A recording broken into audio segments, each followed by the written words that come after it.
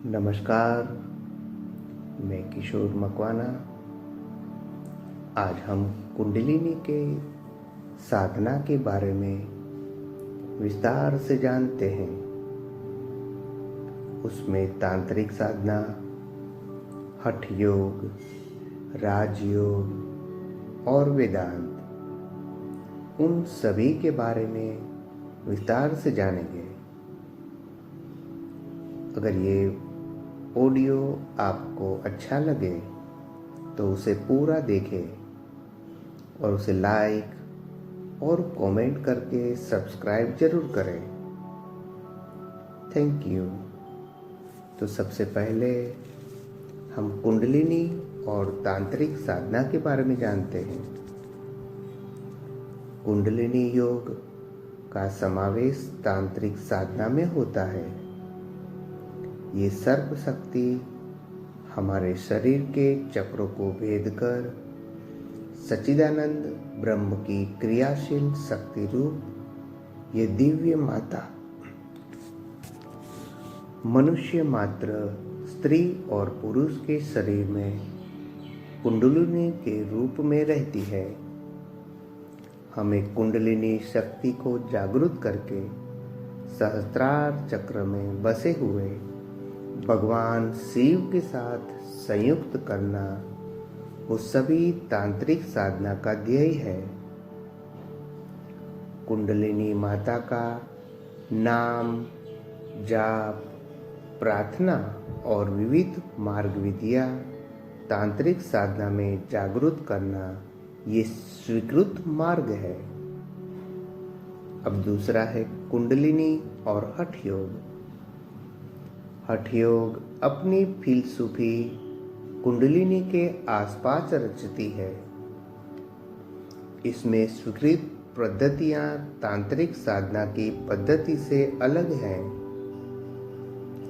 हठ योग शरीर की केड़वणी और शिस्त नाड़ियों शुद्धि और प्राण का नियमन अर्थात प्राणायाम द्वारा कुंडलिनी को जागरूक करने में प्रयत्न करते हैं। ये संख्याबंद आसनों समग्र शरीर में चेता तंत्र, ज्ञान तंत्र को नियंत्रण कर योगी में सभान नियंत्रण आता है। बंध और मुद्रा के साथ प्राण का नियमन करते हैं। उनकी गति को नियमन में रखती है, उनकी गति को बंद करती है। क्रिया द्वारा ये स्थूल शरीर के अतीन्द्रियों और अंतर के अवयवों को शुद्ध करती है और लास्ट में प्राणायाम द्वारा मनोजय होता है।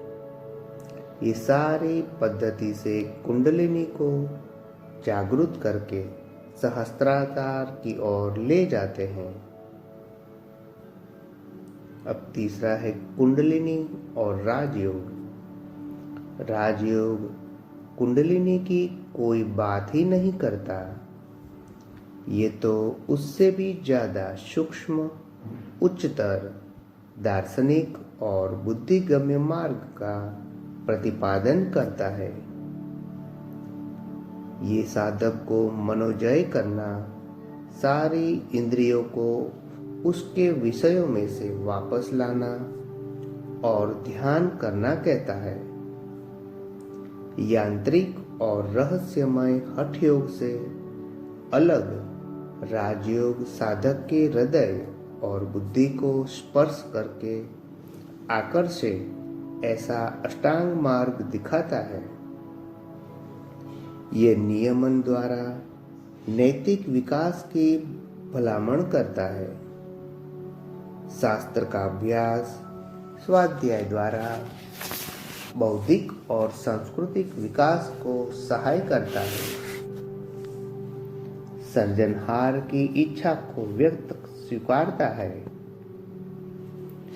उनके शरण जाए ऐसा कहकर ये मानव स्वभाव के उर्मी और भक्ति के पासा को स्पर्श करता है।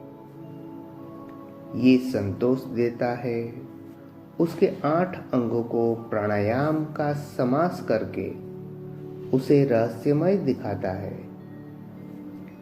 ये धारणा के उत्पन्न स्टेप्स के द्वारा साधक को पर ब्रह्म के सतत ध्यान के लिए तैयार करता है।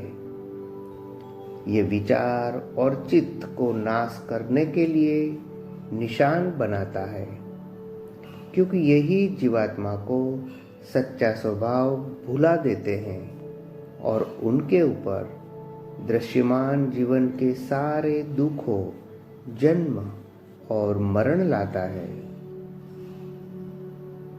अब चौथा, कुंडलिनी और वेदांत। वेदांत की बात करें तो उनमें कुंडलिनी के रहस्य भरी यांत्रिक पद्धतियों का उल्लेख ही नहीं है। ये तो शोध और दार्शनिक चिंतन से भरपूर है। वेदांतानुसार ये खुद के सच्चा स्वभाव और स्वरूप के अज्ञान का ही नाश करना है। ये अज्ञान साधना, प्राणायाम, कर्म, शारीरिक व्यायाम या कष्ट सहन के द्वारा नहीं, लेकिन खुद के सच्चे स्वभाव रूप सच्चिदानंद को जानने से नाश होता है। मनुष्य दिव्य है, मुक्त है, सदा परमात्मा के साथ एक रूप है, लेकिन ये बात भूल जाते हैं और खुद को स्थूल द्रव्य के साथ एक रूप मानते हैं। द्रव्य रूप जगत खुद मिथ्या और भ्रामक दृश्य रूप है। मुक्ति यानी अज्ञानता से मुक्त होना, ये साधक को सारी मर्यादाओं से मुक्त बना के उनके साथ संबंध काटकर सर्वव्यापी, अद्वैत, आनंद रूप, एक रस, संवादी ब्रह्म के साथ खुद को समझना उपदेश देता है। तभी ध्यान तीव्र बनता है, तभी साधक का व्यक्तित्व ये सत्सागर में से संपूर्ण लुप्त हो जाता है। जैसे कोई गर्म वस्तु पर एक पानी का बिंदु गिरते हैं तो अदृश्य हो जाता है, वैसे ही विश्व चैतन्य व्यक्ति चैतन्य को अपने अंदर खींच लेता है और उसमें एक रूप हो जाता है। वेदांत के हिसाब से वैविध्य, दैवत, अनेकत्व की स्थिति में सच्चा मोक्ष होना नहीं है।